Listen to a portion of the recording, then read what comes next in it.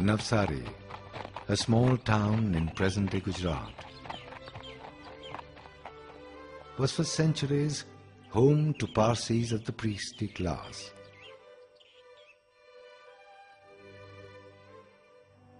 Who kept alight the sacred fire and preserved a tradition of asceticism. Of the several families that stayed there, one Bairam adopted the name Tata, which literally meant one who is hot-tempered. In the year 1839, on the 3rd of March, a boy was born into the family who was named Jamsetji Nusserwanji Tata. The boy was initiated into the various rites of his religion. He served his novitiate, and his name was inscribed among the priestly records. When he was 13, his father took him to Bombay and admitted him to the Elphinstone Institution. In the year 1856, Jamsetji joined the Elphinstone College, where he received a liberal education and acquired a love for reading, which lasted throughout his life. While still a student at the college, Jamsetji had a narrow escape from death. His study in his home was in an attic tower, very close to a rattling tile roof. During one terrific cyclone, his father rushed up from the floor below, insisting that Jamsetji leave the house. The son obeyed and came down to the street filled with an excited and shrieking crowd. Suddenly, the nook he had occupied was torn away by the force of the wind and came crashing down at his feet. In 1858, Jamsetji Tata passed out as a Green Scholar from the Elphinstone College, then the equivalent of a degree. He had intended to follow one of the learned professions and entered for a time a solicitor's office. But, fortunately for Indian industry, necessity compelled him to go into business. In 1859, Jamsetji entered his father's firm, Nasarwanji and Kalyandas. By his mid-30s, Jamsetji had acquired a fair degree of wealth and a reputation of being a canny businessman. He was planning a major investment in textiles and chose Nagpur to set up a mill, to the dismay of many who felt Bombay was the obvious choice. But Jamsetji knew Nagpur had easy reach to raw cotton, was amidst a profitable market, and both coal and water were abundantly available. He struck a good bargain for a piece of marshy 10-acre land from the Raja of Nagpur and filled it up with earth to start operations. A local banker who had refused to invest in the mill later said, Mr. Tata had put earth into the ground and taken out gold. On the 1st of January 1877, the Empress Mills started operations. With the help of James Brooksby, the technical expert with the mill, he adopted the innovative ring frame technology, even before it was extensively used in England. The move doubled the production, share values zoomed, and Jamsetji's reputation as an astute industrialist was firmly established. Jamsetji was a benevolent employer, and his ideas were well into the future. He offered his people shorter working hours, well-ventilated workspaces, good living conditions, performance incentives, provident fund, and gratuity long before they were made mandatory in India and the West.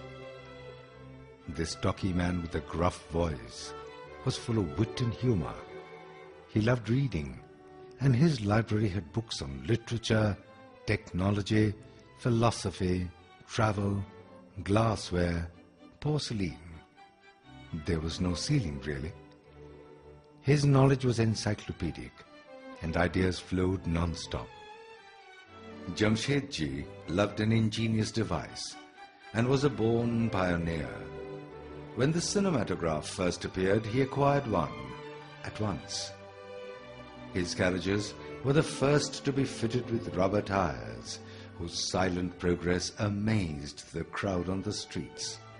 As far back as 1901, he was seen driving a motor car in Bombay, which used to have frequent breakdowns, adding an element of adventure in the excursions. All his purchases were made not so much for himself as to let India know of the developments happening across the seas.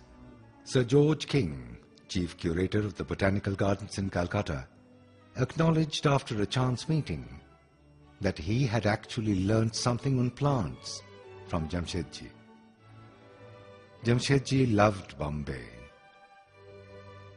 The kindly face, the snow-white beard, and the Parsi pagadi were a familiar sight at the seafront, taking early morning walks. By the end of the 19th century, Bombay had started paying the price for heavy industrialization. Soot and grime from the textile mills were polluting the city. Jamsetji began working on a new project to supply hydroelectric power for a clean and smokeless city. Only 2 mill owners agreed to tap the power, but he still went ahead with it.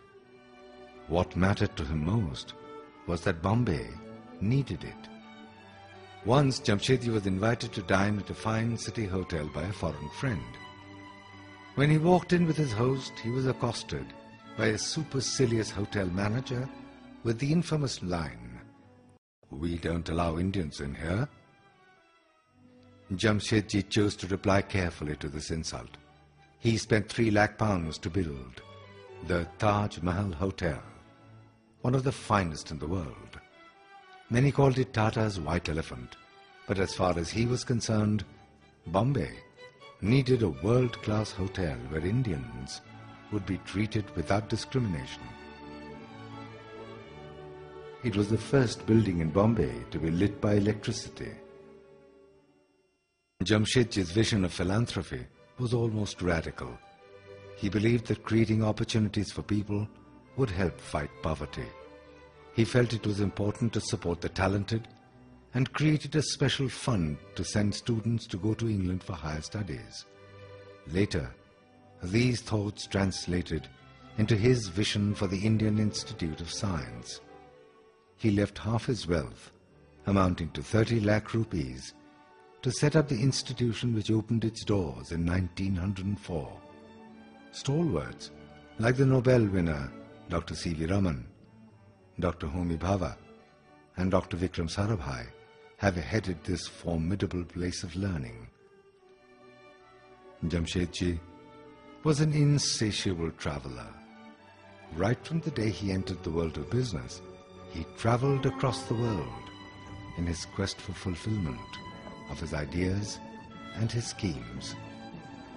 When he was traveling on a ship to the US once, he had a chance meeting with Swami Vivekananda, who ignited in him the concept of Swadeshi and self-dependence. The industrialist and the ascetic struck a lasting friendship, and Jamsetji was to be a champion of Swadeshi all his life. It was in a tiny lecture hall in Manchester in 1869 that Jamsetji heard Thomas Carlyle's fiery words. "The nation which gains control of iron soon acquires the control of gold." From that moment onwards, the quest for iron and the search for the man who could help find it became an obsession with him.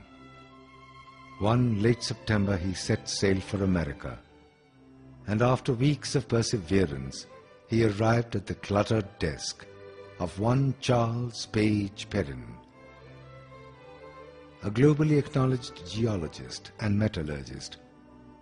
For a long time, the two gazed at each other in silence. "Are you Charles Page Perrin?" The metallurgist nodded. At last, I've found the man I am looking for. Jamsetji's communication was precise.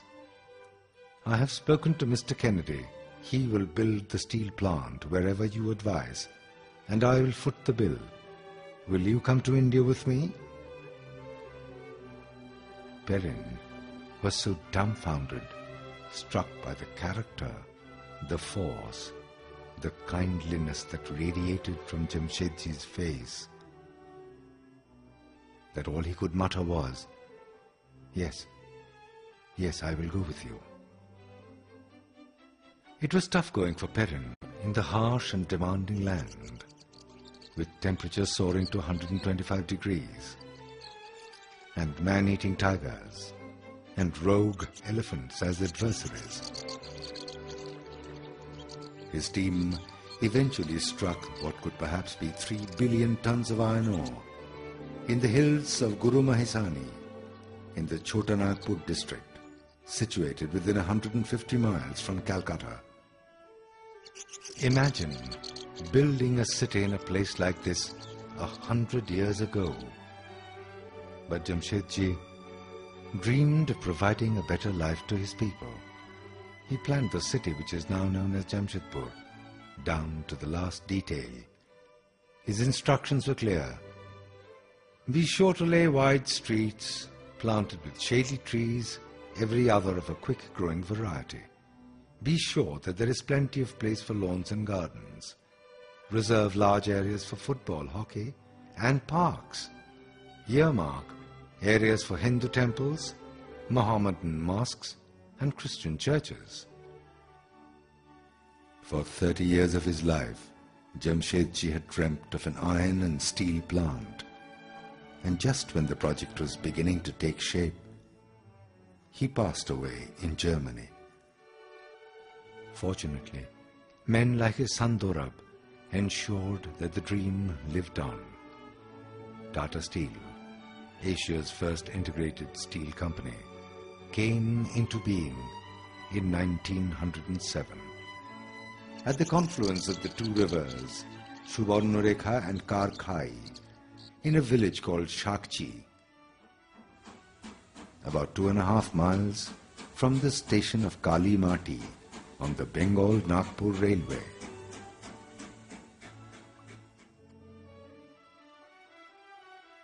Jawaharlal Nehru, the first Prime Minister of independent India, had observed,